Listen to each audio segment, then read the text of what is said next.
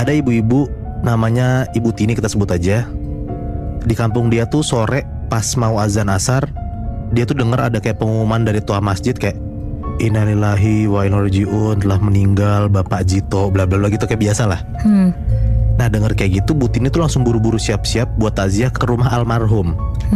Salaman lah Bu Tini sama suaminya, dibilang kayak, Pak, aku mau takziah ya ke rumah Pak Jito bareng sama Bu Sur. Bu Sur tuh tetangganya. Kamu takziah di rumah atau langsung ke kuburan? Kata suaminya si Ibu Tini ini, aku ke kuburan aja, aku nyiapin makam. Kamu kalau misalnya habis takziah pulang-pulang aja, kata suaminya. Udahlah, pas sampai di rumah almarhum si Bu Tini ini ya, Bu Tini tuh ngeliat udah banyak orang layat, udah ada keranda bambu udah hampir jadi. Pas lewat ruang tamu juga Bu Tini ngeliat jenazah almarhum tuh udah dikafanin. Akhirnya warga desa mulai ngaji segala macam sampai akhirnya takziah tuh beres jam 5 sore. Oke. Hari udah mulai gelap kan, Bu Tini pulang kan ke rumahnya nih, nggak ikut nguburin. Kira-kira jam 5:30 sore iring-iringan jenazah tuh udah lewat dari rumahnya Bu Tini, dan berarti dia sadar, oh berarti udah mulai nih pemakamannya. Pas azan maghrib berkumandang tuh suami Bu Tini tuh belum juga pulang. Bu Tini mikir kayak, kok prosesi penguburan lama banget gitu. Nah lama setelah azan maghrib sampai orang-orang masjid udah pulang, akhirnya suami Bu Tini ini pulang nih.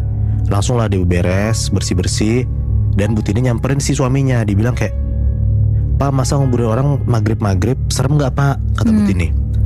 Nah si suaminya tuh casual aja gitu jawabnya, kayak, banget lah, tapi kan banyak temennya, pokoknya bercanda-canda gitu lah.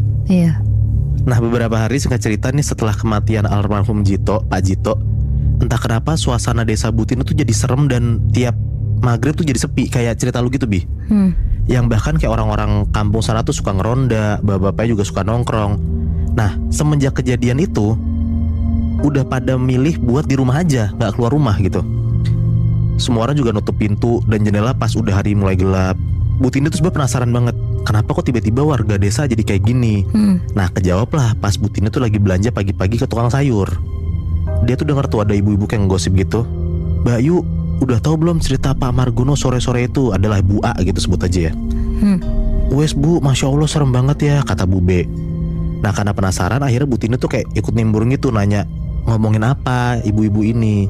Si Ibu B ini bilang kayak, loh kamu gak tahu Pak Margono tuh ngeliat pocongnya Pak Jito gitu. Nah Pak Jito tuh warga desa yang tadi gue ceritain tuh, yang baru meninggal tadi. Bu B tuh cerita Pak Margono tuh ketemu pocong waktu pulang dari sawah sore-sore menjelang maghrib. Dan pas dia ngeliat, muka si pocong itu tuh muka almarhumnya Pak Jito. Ternyata kabar tentang Pak Jito jadi pocong tuh langsung santer tuh di kampungnya. Dan ternyata